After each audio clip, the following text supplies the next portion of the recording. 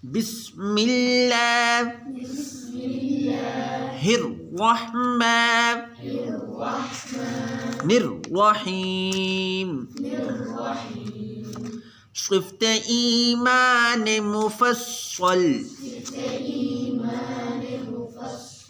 آمنت بالله وملائكته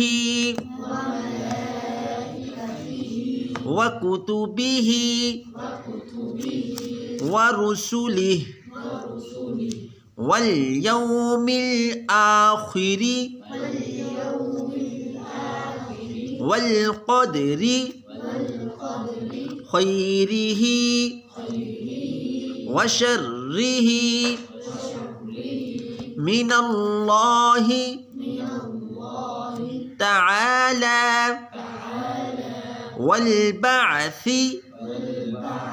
بعد الموت